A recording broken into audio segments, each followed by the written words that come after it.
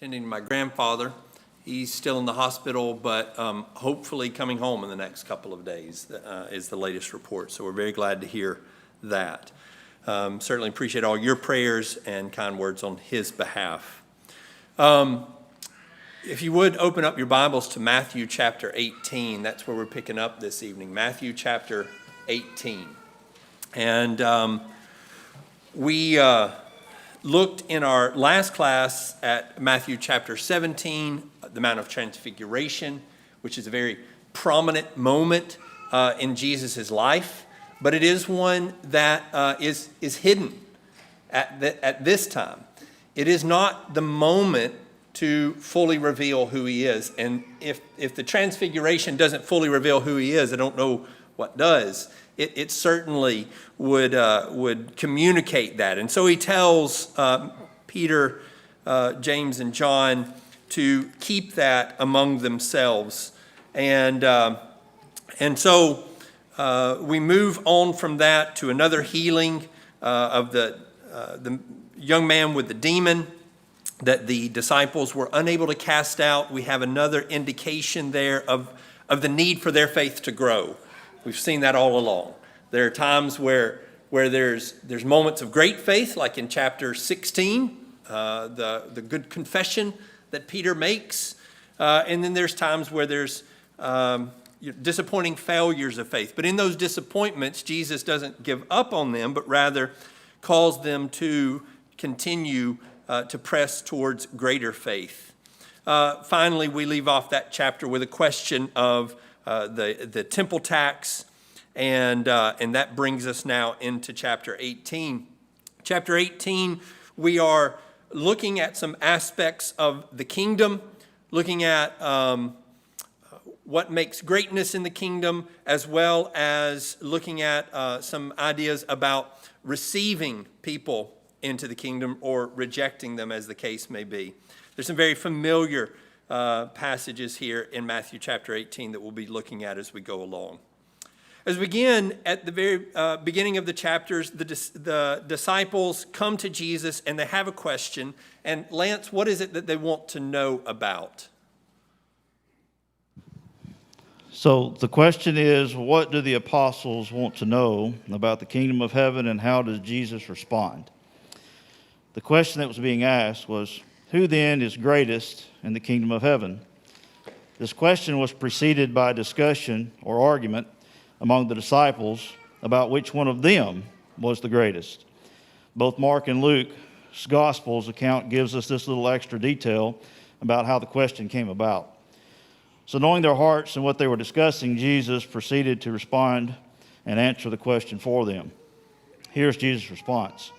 He calls a little child to himself, sets the child before the disciples, and says, unless you are converted and become like children, you will not enter the kingdom of heaven.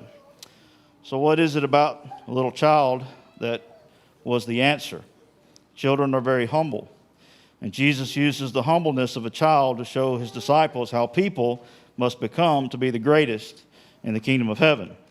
So to be the greatest in the kingdom of heaven, Jesus says one must be converted and then humble himself as a child.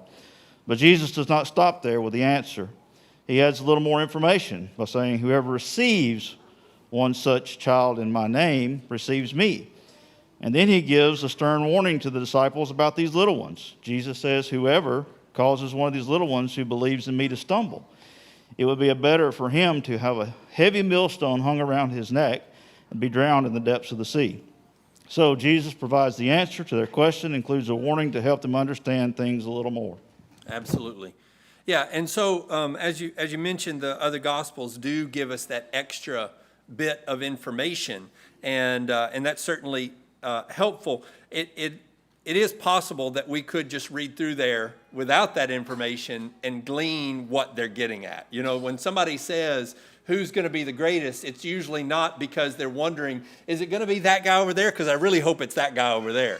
You know, if somebody's asking that question, it's usually personally focused.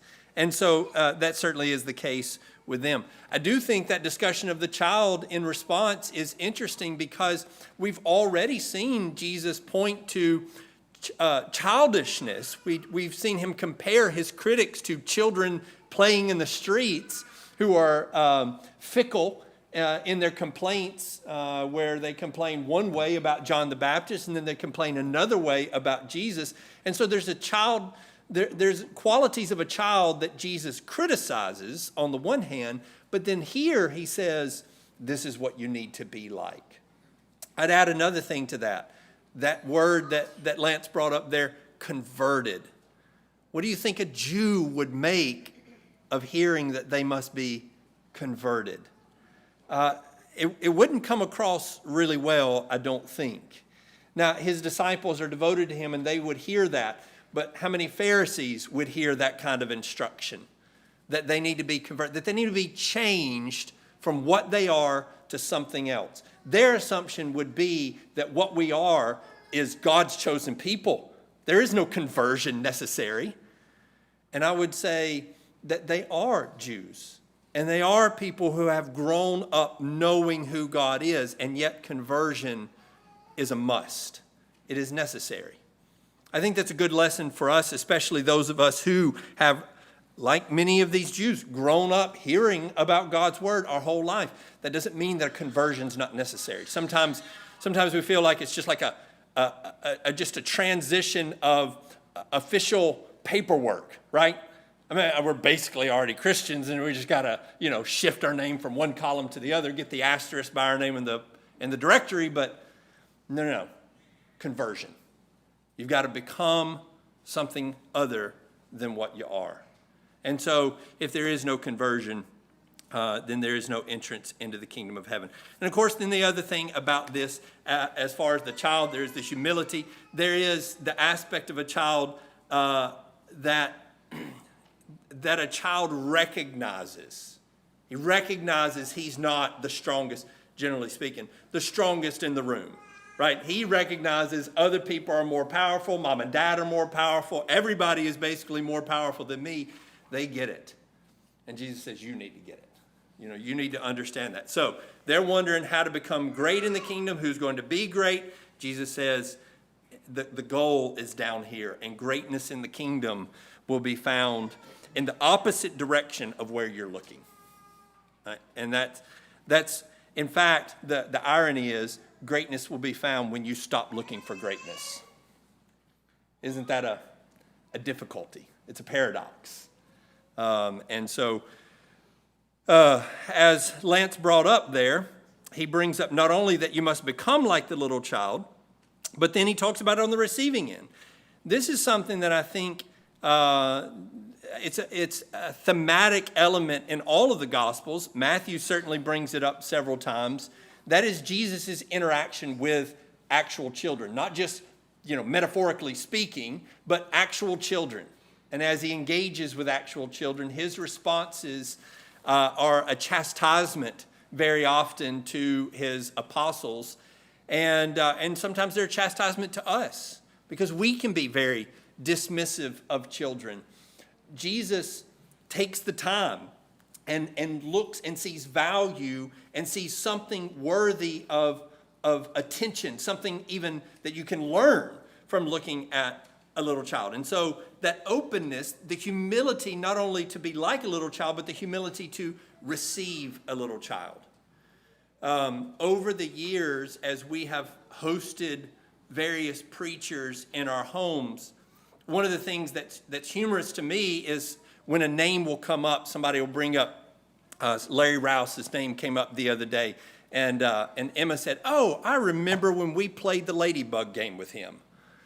Okay. Or someone else says, "I remember when he read the Winnie the Pooh story to us." And those preachers, you can tell a big difference when one walks in the house and does not have time for versus one who eats it up and takes that opportunity and builds relationships, not just with adults that maybe he thinks he can get something from, but looks at a child and revels in the opportunity to sit with little children. And I think that is something that comes across in Matthew's gospel, as well as other accounts that we read about. He says in the reception of the little ones not to cause them to stumble, and that the one who causes to stumble, as Lance read, it would be better for him to have a heavy millstone hung around his neck and to be drowned in the depth of the sea. And so there's a great deal of blame, a great deal of responsibility on the notion of causing someone else to sin. That's a difficult thing to think about. Brad, how do you go about causing someone to sin? Well, this word, the Greek word that's translated offense in my New King James, or stumbling block there, it's literally the snare or the trap or perhaps the trigger that springs the trap. But here, figuratively, it's the idea of putting something in front of somebody else that causes them to fall when they would not have otherwise. So ultimately, nobody can make me sin. Ultimately, I bear the responsibility for that. But you might have a man who would not have cast longing eyes at a woman, except she paraded herself before him in indecent clothing. Or you have one man who punches another man in the face. He wouldn't have done that, though, had the second man not called his mother names. I think we have Jesus recognizing this reality back in Matthew chapter 5 when he says that whoever divorces his wife for any reason except sexual immorality causes her to commit adultery. This man has put his wife in a position in which she faces greater temptation than she would have. It's an unnecessary temptation. And this is even the same word that Jesus uses when he rebukes Peter in a couple of chapters ago when he says, "Get behind me, Satan, you're an offense to me." So Peter was putting an unnecessary temptation in front of Jesus to try to get him to fall. Not that Peter was intentional in that, but that's the way Jesus looked at it. So again, I'm going to bear my guilt if I sin, but God does not hold these people guiltless who put a temptation in front of somebody else when that person would not have sinned otherwise.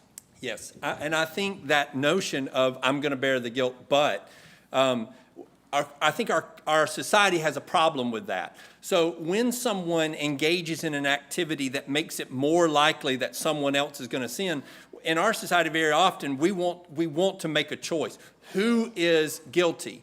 And sometimes you might say, well, this person bears guilt for this part. Oh, you're victim blaming.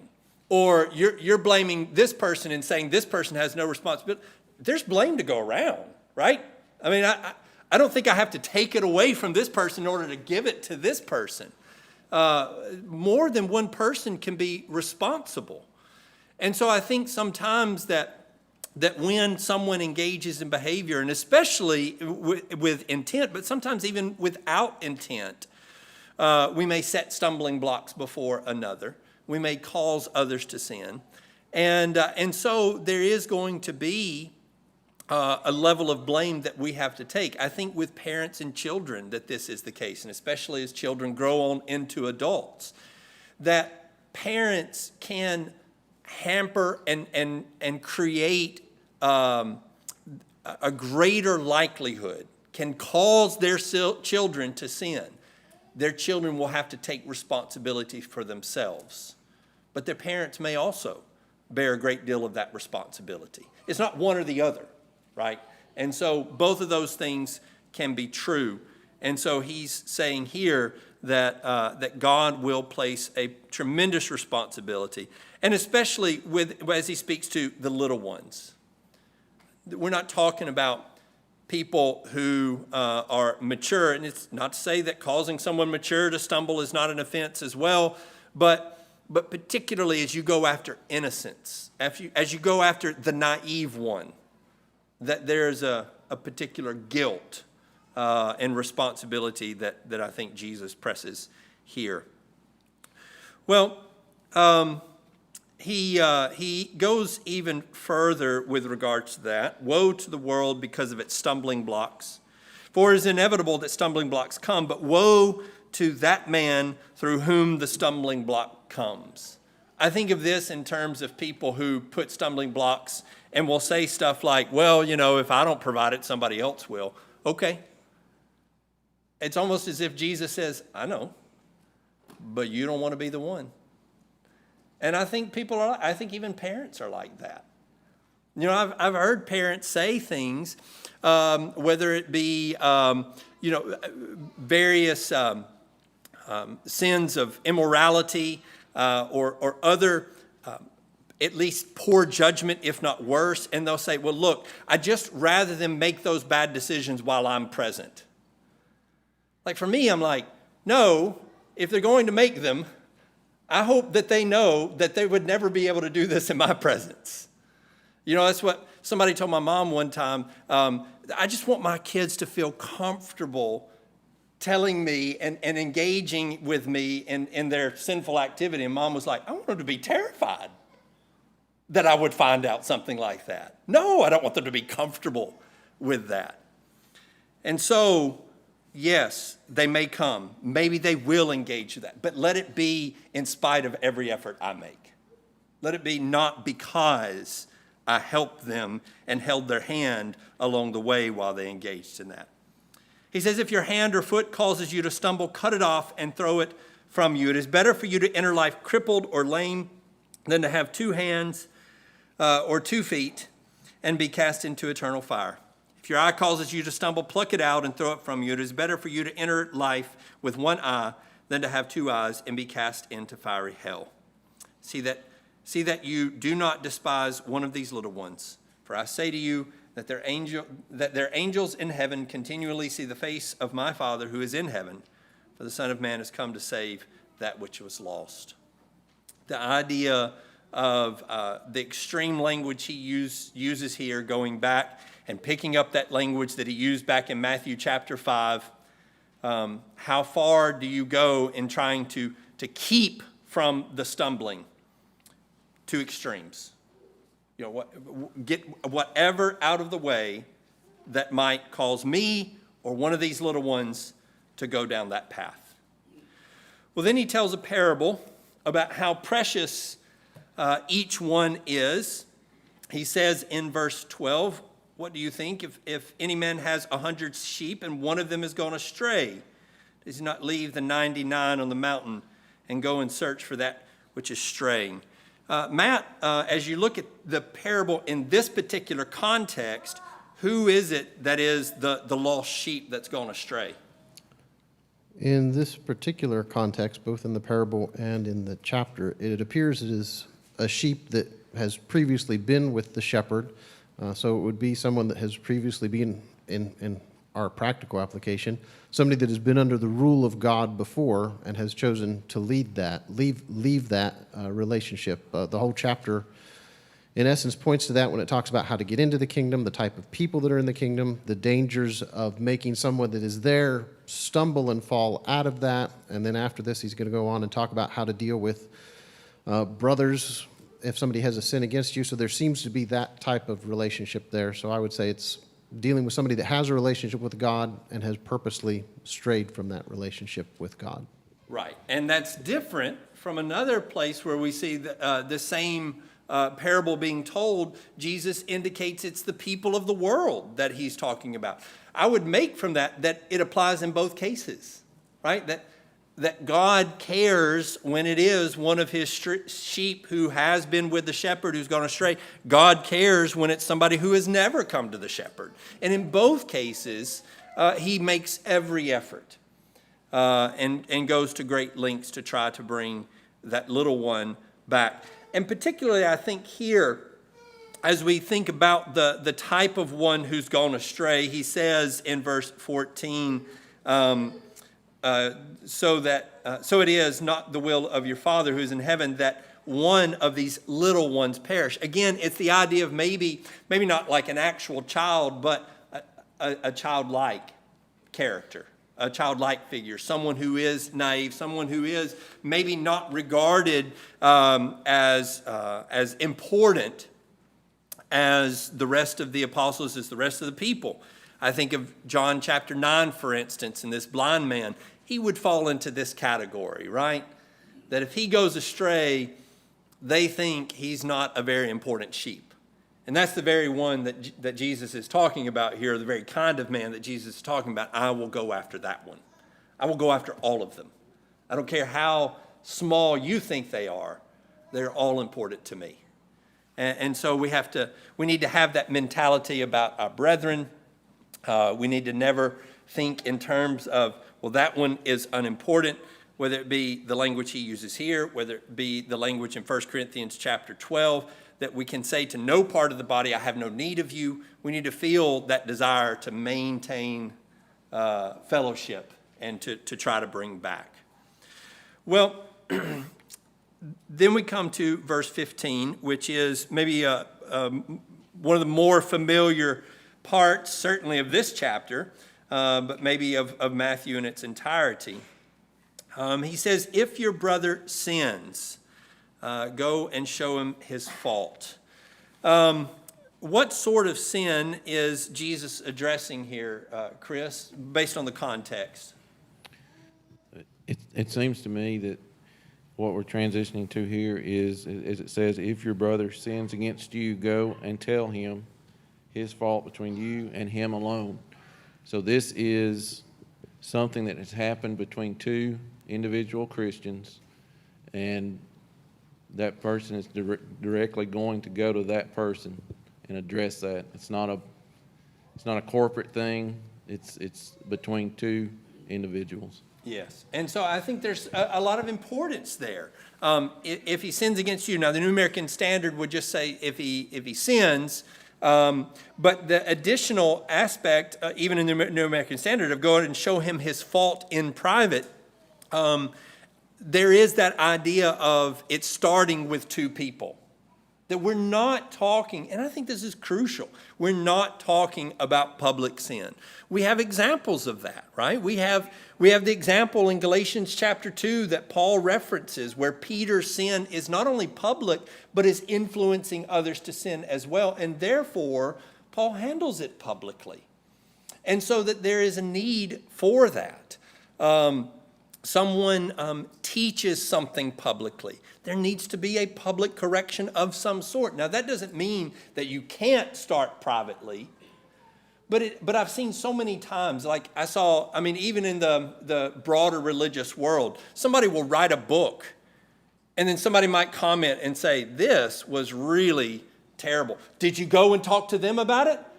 Well, no, they just published a book that 1 million people read. I didn't think that this was a personal relationship situation. I don't even know the person, And so they're trying to take something that is within the context. Hey, listen, you got a brother, and he does something, and it's sinful against you. Go talk to him. Go handle it. I remember Wes Brown telling me that of an occasion where two young men showed up, and I think it wasn't him. He was telling me about a mentor of his. They came and they were talking about a brother that they had a problem with, and they said, you're not going to believe what he did. And he said, no, stop right there. He said, let's get in the car and I'll take you over there and you can talk to him about it. And they immediately started backpedaling and said, whoa, we didn't want all of that. And he says, if you want to talk about the sin, then he's the first one you need to talk to. And if that doesn't go well, I'll be out in the truck and you can call me in.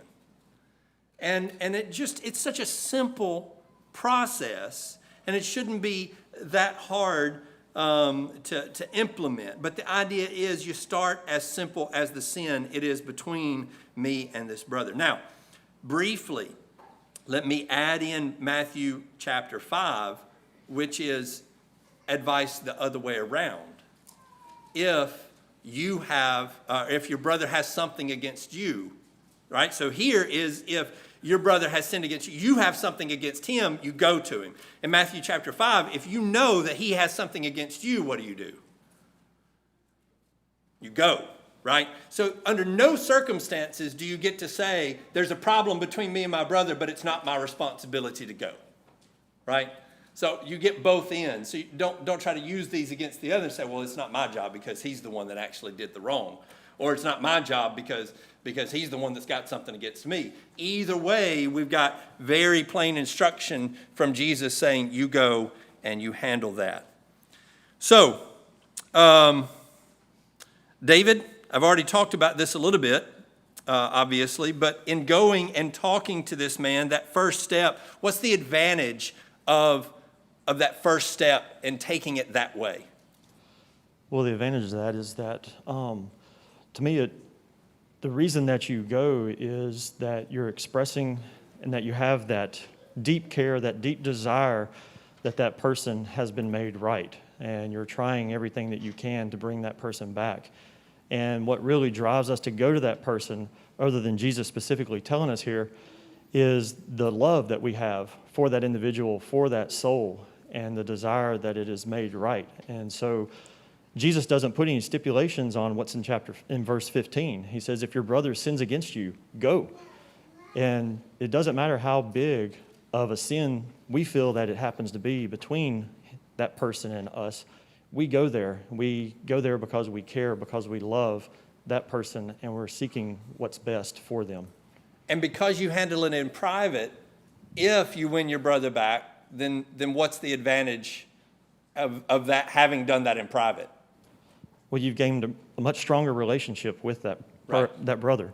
Yeah, and you've not involved anybody else, right? You've been able to maintain that here was an issue between us, and it's an issue that stayed between us. And so our relationship can grow, as David said, and it can keep from anybody else having bad feelings or having to become involved in that process. So there's a lot of advantage of going and handling it in private.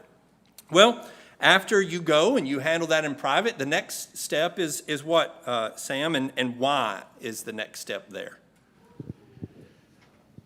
Well, if we go back to the old law in Deuteronomy chapter 19 and verse 15 and Numbers 35 and verse 30, we see a principle laid down that, in dealing with matters of sin and wrongdoing, that for a matter to be established, you need 2 or 3 witnesses. Just a single witness was not enough to put a man to death. A man might observe someone putting the man to death, but that was not sufficient to put him to death. You needed, to be able to establish the sin.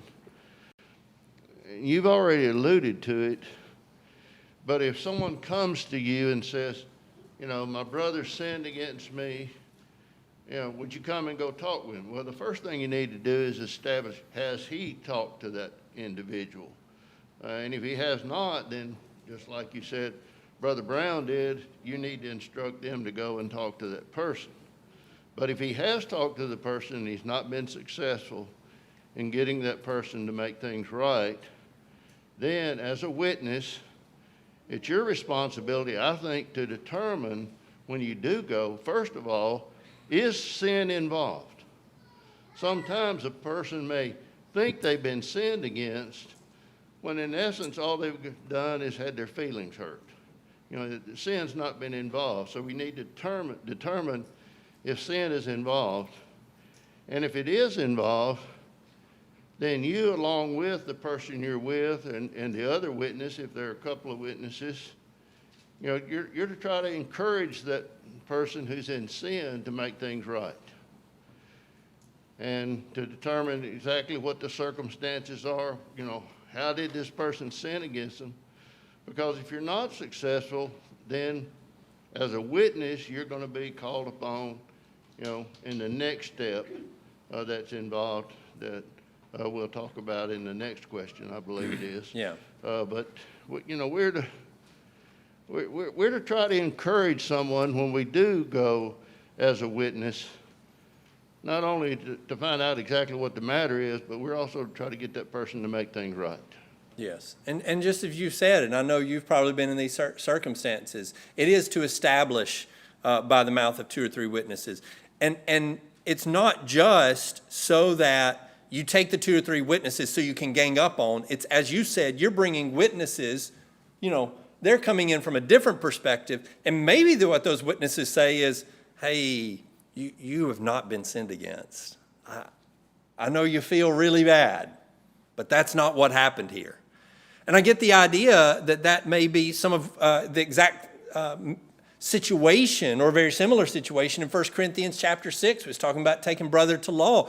That you find wise men in the congregation, and maybe what you find is that they don't side with you.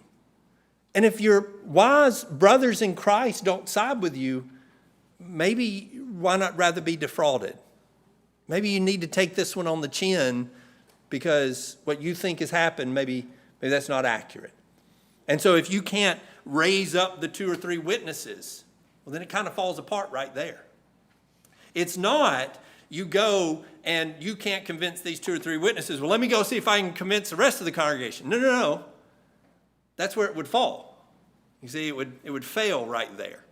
And you couldn't move forward with the prosecution, as it were. That's kind of like the indictment moment.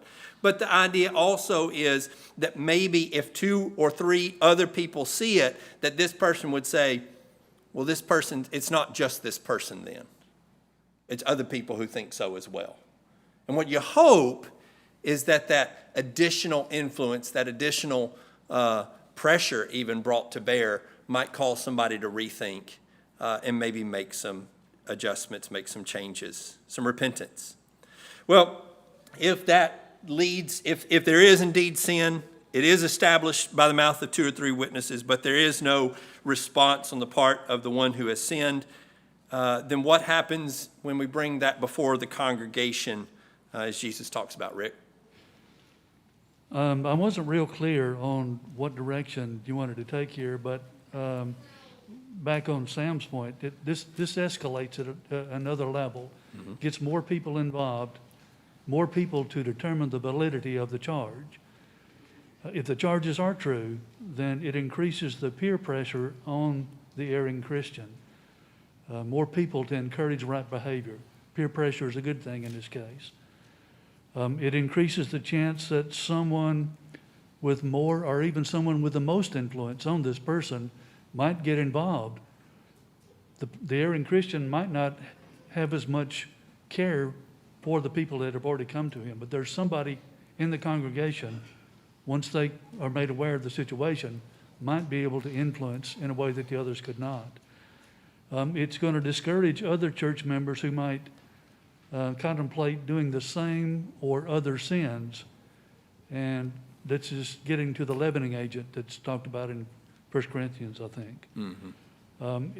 It's going to encourage involvement by more members in a difficult situation, and that's going to bring about strengthening the members, I think. And it's going to encourage and strengthen those who first went to the one who was overtaken in sin.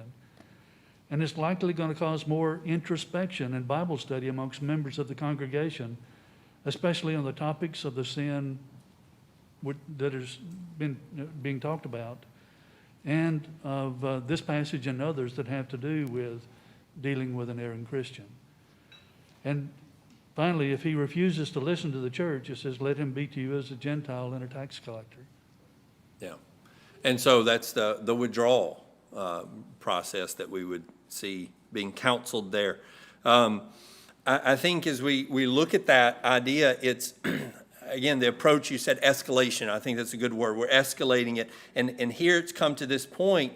And the idea, like if we compare this to a legal process, in a legal process, like the DA is not trying to avoid prosecution. Like his job is to prosecute, and his job is to get a guilty verdict, et cetera, right? It's almost like here, we're doing everything we can to keep that from happening, right? We're all along the way, we're trying to offer an opportunity to not end up in a courtroom with a guilty verdict. And so this last step is, all the other options have been taken. And so now then we prosecute. And if there is no change, why then the guilty verdict, and this person can't be a part of the congregation anymore. And let me just say that even under the old law, that I believe that this would be consistent, that here's a person who is sinning, who has sinned against a brother. He has been approached by his brethren. He has been by the mouth of 2 or 3 witnesses, it has been established, as Sam pointed to the Old Testament verse there, and none of that has made any difference. Well, then this person can't be a part of the congregation anymore because they don't care. They don't care about the congregation. If they did, then this would surely bring about repentance. Well, then we come to verse 18 through 20. Truly I say to you, whatever you bind on earth shall have been bound in heaven, and whatever you loose on earth shall have been loosed in heaven. Now that's the New American Standard Version. I think that's a pretty good version, though it sounds awkward. Shall have been is a little bit awkward phrasing, but I think that is a good phrasing there. And then he says, again, I say to you that if 2 or 3 of you agree on earth about anything that they may ask, it shall be done for them by the Father who is in heaven. For where 2 or 3 have gathered together in my name, I am there in their midst. Now, a lot of times, verses 18 through 20, particularly 19 and 20, get excised from the context of what Jesus is talking about here. But I think it is in the context. I think he's still talking about the same thing. How does this fit into what he's been addressing with the sinning brother, Paul? Well, we look at the 2 or 3 have gathered together in my name, verse 20. If we go back to verse 16, but if he does not listen to you, take 1 or 2 more with you, so that by the mouth of 2 or 3 witnesses, every fact may be confirmed. So I think that shows that we are still in that context of these men coming to someone and still speaking of the matter of discipline. And so why does Jesus say these things? I see it as an encouragement, really, in that verse 18, this discipline, this teaching, which is a very difficult teaching, the authority for it is from heaven. That's where it's coming from. And then verse 19 and 20, it's important for them to know that God is present with them in this and to take heart in that when they're having to withdraw from a brother. Yes, and so here he's given them a very difficult challenge and says, when you do this, God is with you in this. God is a participant in this. This is not doing this. I think a lot of times people feel almost guilty for doing what God says in this regard. And it's no, God's on your side. He's supporting you when you're doing what he's commanded you to do. And so when you come together like this with 2 or 3 witnesses, and you've established you've done it God's way, he's on your side. Now, I understand that there is the idea of 2 or 3 gathering together and trying to make that into, or just taking verse 20, well, wherever 2 or 3 gather in my name, there I am in their midst. I think that on its own, I think it's not a good argument to say if you have 2 or 3, you have a church. I'm not against there being 2 or 3 and that being a church, but I don't think that's what this is saying, right? I think what this is saying is when 2 or 3, that is the pattern that God has set, have gotten together and followed the pattern that I have set, I'm with them. So we could apply that maybe to the establishment of a church, but I think it's so important to keep that in the context because it's a great support for people who stand up and do hard things. To stand up and do what God says when it's really difficult. And so I think that that's a helpful passage in that regard, and I appreciate Paul's answer there. Well, he follows up with this idea of trying to bring the brother back, the process that you go through. And remember that's in the context of the 90 and 9 and going after the 1. So the context is not, here's how you cut a brother out. The context is, here's how you get a brother back, right? Which also needs to be the whole conversation about withdrawing fellowship. The whole point of withdrawing fellowship, if you have to go that far, is like every other step, it's to get the brother back. That's what we want. So what if he does come back? Well, Peter comes and he gets an idea as to what's going on here. You go through all of this, you try to get the brother back, and he's realizing the burden maybe that Jesus is placing on us to try to get our brother back. And what is his question, Brent, and how does Jesus respond to that? So Peter asks, Lord, how often shall my brother sin against me and I forgive him? Up to 7 times? And Jesus' answer is, I do not say to you up to 7 times, but up to 70 times 7. So the short answer is 70 times 7. But the obvious implication is that as often as he comes back and asks to be forgiven, Peter may have thought he was being generous by asking, up to 7 times. That sounds like a lot to him. But I think if Peter was like me and he had only 7 times that he could go to the Lord and ask for forgiveness, he would have been in trouble, just like I would be. And Paul says in Colossians 3:13 that we need to forgive just as the Lord has forgiven us.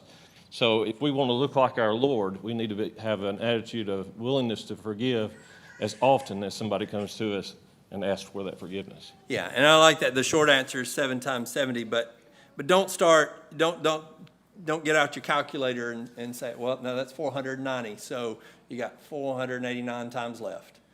The idea is that before you got there, you would forget how many times, and you just keep on forgiving.